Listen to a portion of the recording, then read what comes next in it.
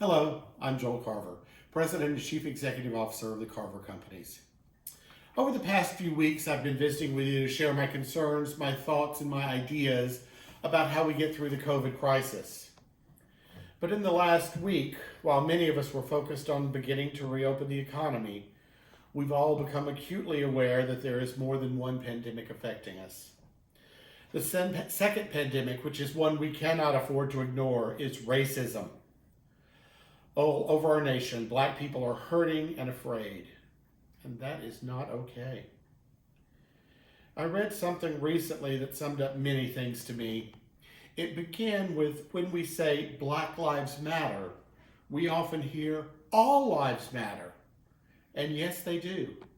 But right now, all of us need to understand that Black lives are in danger.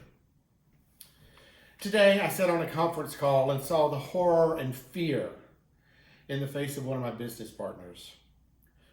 A Black woman from Georgia. She thought of her young son just completing his master's degree and her concern for the danger he could be in just by stepping into the streets of America. We're now hearing clearly the clarion call of our Black brothers and sisters that are suffering from the open wound of racism that has been festering for centuries. Now, let me be honest and upfront. I am a child of South Mississippi and the race riots of the 60s. I am a child of a family that is committed to making a difference. From a suffragette grandmother who studied for a doctorate degree when women didn't go to college, she committed her life to social work and to helping those less fortunate. I am the child of a police officer father who would be mortified at the behavior of some officers and honored by the behavior of others that are attempting to humble themselves and meet people where they are. Today, as the hospitality industry, I charge each and every one of us with doing the right thing. Laura Roberts and Ella Washington have a new article out. U.S. businesses must take meaningful action against racism. It's a great article. In it, they encourage us to do the right thing. And those right things include, number one, not being silent. None of us have the perfect words to say. I certainly don't. But it's our responsibility to try. Desmond Tutu is quoted as saying, "If you're neutral in the situations of injustice, you have chosen the side of the oppressor." We must not be silent. We must not become defensive or overgeneralize, because none of us know how all of us feel. We must take meaningful action. We must make sure that our teams feel safe, both physically and emotionally. Don't accept any form of racism. If any team member speaks or acts in any way supporting racism, take action. And we have to acknowledge how each of us is feeling.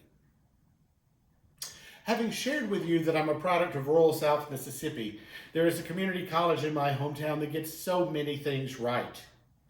This week, they came face to face with racism. And their president, who is a man I greatly respect, took action. And he took it quickly and concisely. In addition to making a change, he stood up and made it clear, and I quote, "Our college is a place of opportunity, a place to feel safe and secure, a place of family and unity."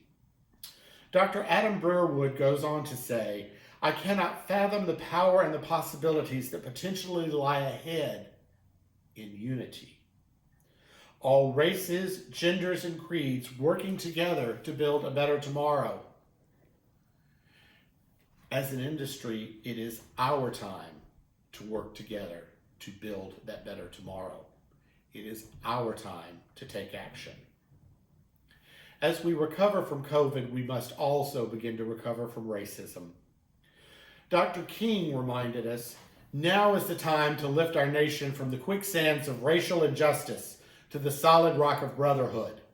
Now is the time to make justice a reality for all God's children. Hospitality industry friends, it is time. It is time for us to stand up and speak up and take action.